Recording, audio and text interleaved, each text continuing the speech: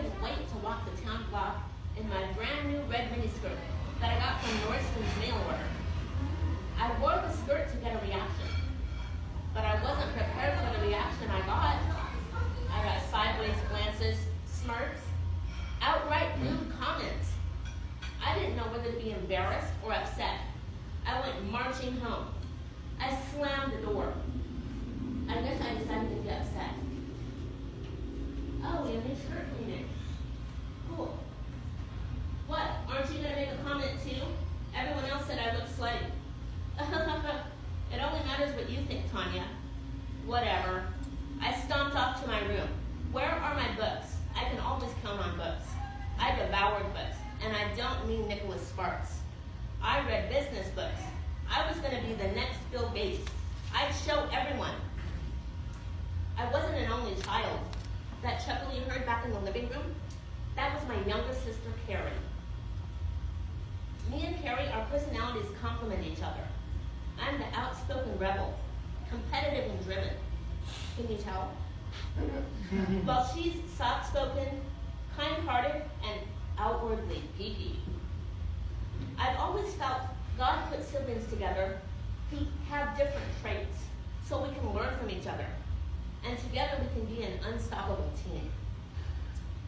Me and Carrie loved the kids in our community, but somehow Carrie managed to be a cousin, friend, and mother figure, all rolled into one. I remember once when my cousin spent the night.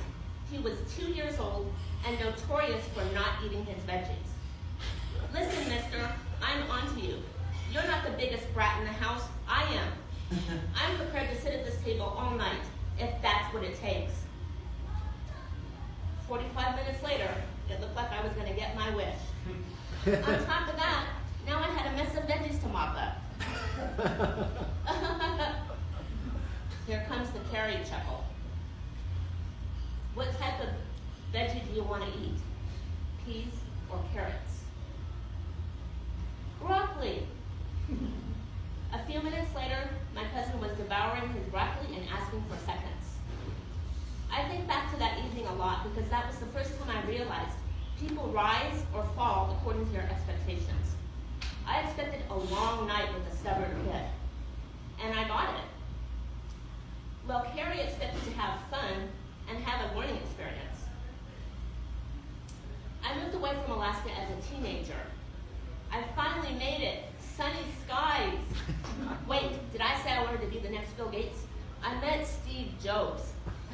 It didn't take me long to realize Bill Gates was a very wanted figure in this area.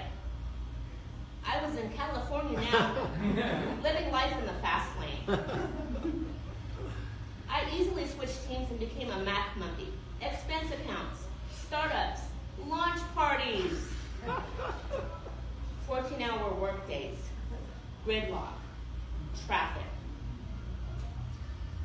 Hello, Carrie. How are you? I'm calling from my iPhone. Can you hear me okay on my new iPhone? I'm calling to let you know they have online college courses now, so you can easily become a teacher. You know, because you're almost as smart as me. That was me, being a good big sister. Trying to convince Carrie to be somebody. After all, she was languishing in a tiny village in Alaska that didn't even have a Nordstrom's. I ignored the warning signs when my rheumatoid arthritis pain would flare up. I ignored the doctor when she told me more than once that I have osteopenia, the stage before osteoporosis. I was happily driving along the road of distraction, living in the land of instant gratification, and trying to impress I don't even remember who. At about the same time, my sister Carrie developed her own health issues. She had a stroke. The way she approached her problem was inspiring. She attacked it as if she were training for the Olympics. Pretty soon, she was almost her old self. I still remember that just left a big impression on me. You see, I've never had an official mentor, but we lived forward and we learned backwards. So now I can clearly see she was exactly the right sister for me. You see, while I was trying very hard to be somebody, she was just being. And her way of being had a big influence on the community.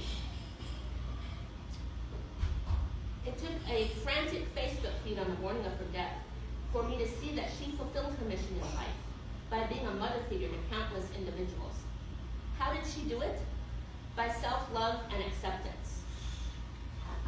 This allowed her to accept unconditionally everyone around her, including wild teenagers with a chip on their shoulder.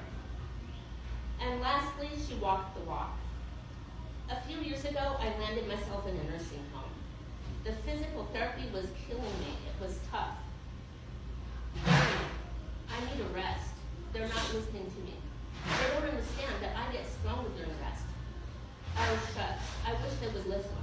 I'm sure you'll figure it out like you always do. Carrie listened, and she believed me. And it was knowing that if she were in my place, she would push herself. That's what compelled me to finally start pushing myself to get my strength back. It was Carrie walking the walk that inspired me to change. I finally get it now. Call me a late bloomer. But it's not about regretting your past mistakes. It's not how you start, it's how you finish.